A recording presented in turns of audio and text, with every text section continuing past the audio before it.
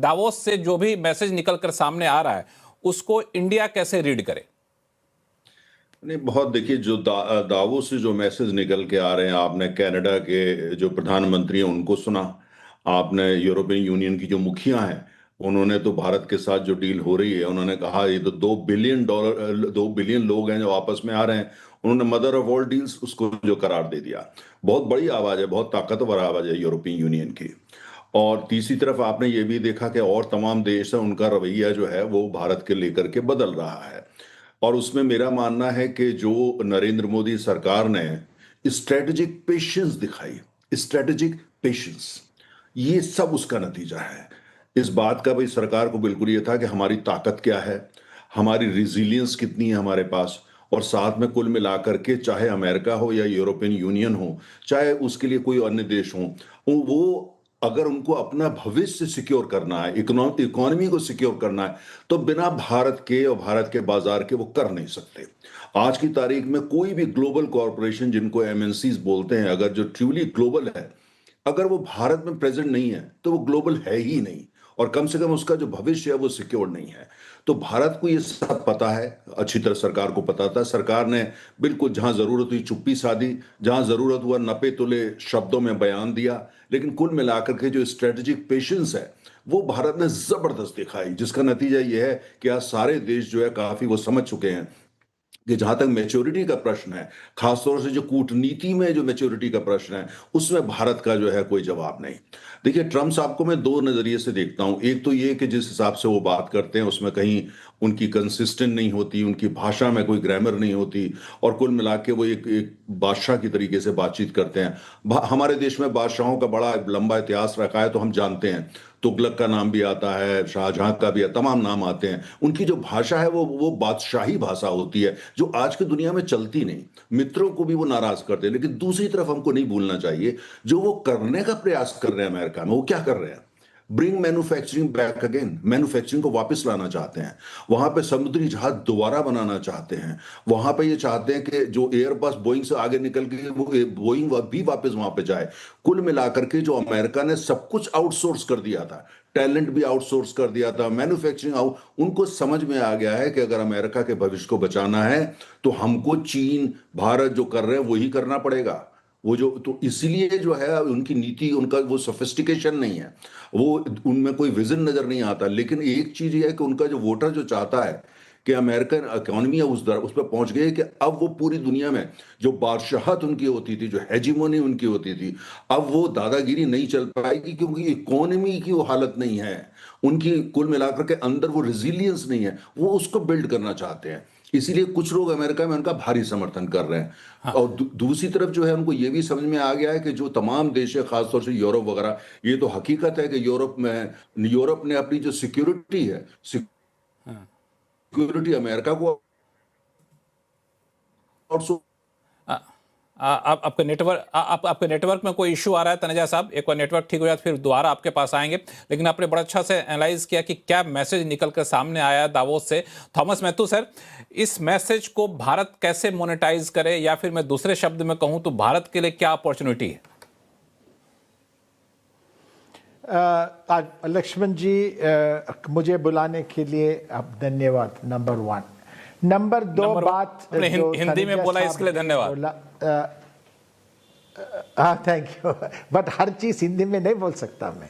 तनेजा साहब ने बात किया अमेरिकन इकोनॉमी, नहीं, अमेरिकन इकोनॉमी के बारे में बोला, वो I don't agree with him. आप एक चीज को समझना चाहिए, अमेरिका का ताकत, दैट इज अमेरिका का रक्षा बजट आप देखेगा तो वर्ल्ड डिफेंस बजट का 40% है, नंबर 1। नंबर 2, बाकी 9 कंट्रीज का टोटल डिफेंस बजट से ज्यादा उनका डिफेंस बजट है। और अमेरिकन इकोनॉमी रिसिलेंट है। अभी सितंबर क्वार्टर का ग्रोथ देखेगा तो 4.3% है। वर्ल्ड से सबसे बड़ा इकोनॉमी 4.3% ग्रो करने का मतलब है कि वेरी वेरी स्ट्रांग इकोनॉमी। और तनेजा साहब ने एयरबस की बात किया, बट प्लीज अंडरस्टैंड, पिछले 1 साल में बोइंग को एयरबस से ज्यादा ऑर्डर्स मिला है। एक चीज से हम ट्रम्प साहब को संभालना होगा, ये नहीं कि लड़ाई, you can not fight and win him, but Modi साहब have shown great strategic patience, उसमें तो कोई डाउट नहीं है। ना लड़ाई किया, ना have we gone to close. I think वो strategic autonomy is important. And American economy इतना लार्ज है कि कोई रीजन भी, कोई कंट्री भी इग्नोर नहीं कर सकता है। तो एक ही चीज कर सकता है, 3 साल और वेट करना पड़ेगा हमें। अभी ये देख लीजिए, ये सडनली क्या अनाउंस किया, बोर्ड ऑफ पीस ना। बोर्ड ऑफ पीस का मतलब क्या होता है, हमारे पास यूनाइटेड नेशंस ऑलरेडी है, बट ऑलमोस्ट प्लीज अंडरस्टैंड 35 देशों ने, that is 35 nations have committed to it, and $1 billion, and Trump will be chairman for life, chairman for the president for life of it. Now this is the situation. You have to manage it, but kabhi bhi we should not underestimate American power. There is an old saying, you know what? When America has cold, all countries get pneumonia. ये situation अभी भी relevant है। That is America का cold होगा तो बाकी सब लोग को निमोनिया होगा। So this is, so we have to strategic, this is what we have to understand. तो तनेजा साहब कुछ ऐड करना चाहते हैं? दैट इज, सॉरी मैथ्यू साहब अपनी बात पूरी करिए। नहीं, मैं ये बता रहा हूं कि इंटरडिपेंडेंस की बात नहीं, कि मैं डोमिनेशन की बात कर रहा हूं। अमेरिका को कोल्ड हो गया तो बाकी सब डोमिनेशन। इट इज, मैं पहले भी बोला था, this world is unipolar, no this is unipolar world, completely domination, कोई बैलेंस ऑफ पावर नहीं है अभी तक। It is one man show. आगे भी यूनिपोलर वर्ल्ड ही रहेगा, कोई संभावना नहीं है मल्टीपोलर होने की। अनदर 10 इयर्स में यही सिचुएशन रहेगा। ये सिचुएशन चेंज होने वाला नहीं है इतना जल्दी। I don't think that will happen. Taneja साहब कुछ ऐड करना चाहते हैं? तनेजा सर। नहीं, मैं जो कहने का प्रयास कर रहा हूं वो ये कि देखिए, हर एक टॉमस साहब का अपना व्यू है, उनके जो नजरिया है उसका पूरा सम्मान, लेकिन जो अब ये बात नहीं है, ये यूनिपोलर वर्ल्ड नहीं है। खुद अमेरिका को समझ में आ गया है अब यूनिपोलर वर्ल्ड नहीं है, अभी मल्टीपोलर भी पूरी तरह नहीं बनना है, ट्रांजिशन हो रहा है। अब वो बात चली गई जबकि अमेरिका को जो कोल्ड होता था तो बाकी सबको परेशान, अब वो नहीं होता है। अमेरिका को तो कोल्ड चल ही रहा है ना, 1 साल हो गया। और आपने देखा उन्हीं के पड़ोसी देश कनाडा के प्रधानमंत्री ने जाके क्या बोला, उन्होंने क्या बोला, और पहले कभी बोला किसी कनाडा के उससे प्रधानमंत्री? ऐसा नहीं हुआ। तो आपकी जो, मैं पूरी आपकी बात का सम्मान करता हूं, लेकिन 100% असहमत। आपकी बात 10 साल पुरानी है, 10 साल पहले ऐसे कहा जा सकता था। और जहां तक बात रही इस बात की कि भाई अमेरिका में जो वो कर रहे हैं, क्या कर रहे हैं, उनका जो प्लान है मेक अमेरिका ग्रेट अगेन, उसका मतलब क्या, उसकी जरूरत क्या थी, और लोगों ने क्यों उनको वोट दिया इस स्लोगन पे? इसलिए वोट दिया कि अमेरिकन इकोनॉमी, बिल्कुल आप सही कह रहे हैं, आज तो मजबूत है, लेकिन अगर जो राष्ट्रपति होता है उसकी जिम्मेदारी होने वाली है कि 10 साल बाद क्या होने वाला है, चाइनीज अर्थव्यवस्था कितनी तेजी से आगे जा रही है। सारे प्रेडिक्शंस ये हैं, प्रोजेक्शंस ये कि आने वाले 15 साल में चाइनीज इकोनॉमी अमेरिका से बड़ी हो जाएगी। पीपीपी पे ऑलरेडी बड़ी हो चुकी है। तो इसलिए जो मेरा ये मानना है कि जो ट्रम्प साहब कोशिश कर रहे हैं, जो उनको सपोर्ट मिल रही है, वो इस बात की है कि वो अमेरिकन इकोनॉमी को वो करना चाहते हैं, सर्विसेज भी हो, एआई भी हो, मैन्युफैक्चरिंग भी हो, जिससे अमेरिकन इकोनॉमी जो है अंदर से रिजिलियंस उसमें मजबूत हो।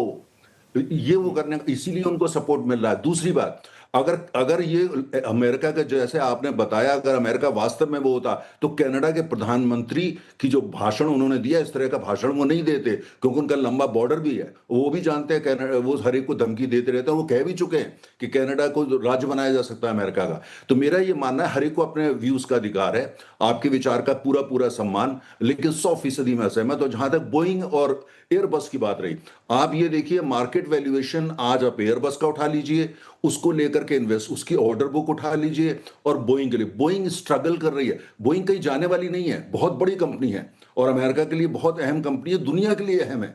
लेकिन एयरबस जो है जिसने तेजी से आगे बढ़ रही है, उसकी ऑर्डर बुक बढ़ रही है, उसकी वहां यूनियन की ऐसी प्रॉब्लम नहीं है। इसलिए एविएशन इंडस्ट्री में एयरबस जो राइज कर रही है उसको देख करके काफी लोगों को इंस्पिरेशन है। बोइंग भी कहीं जाने वाले नहीं है, हम लोग भी भारत की कंपनी में बड़ा ऑर्डर देती हैं। लेकिन फिर भी आपका जो भी विचार है मैं उसका पूरा सम्मान करता हूं, लेकिन 100% असहमत। कुछ बोलेंगे in short? Yeah, you are asking me? Yes. Hello, Lakshman. Yeah, Lakshman ji, simple. No. Taneja साहब जो बोला है, I will part agree part don't agree. Unipolar world अभी है। मैं एक स्टैटिस्टिक्स आपको देता हूं। 10 साल पहले अमेरिकन इकोनॉमी वर्ल्ड इकोनॉमी का 24% था। Today it is 26%. American economy is not going down. It will not go down. वो American economy is regenerative economy, greatest resilience, 24% to 26%, number one. And more important, we need to understand, Airbus पिछले 2-3 साल Airbus Boeing से ज़्यादा order लिया था। अभी Boeing has become larger than Airbus in terms of orders. यही मैं बता रहा हूं।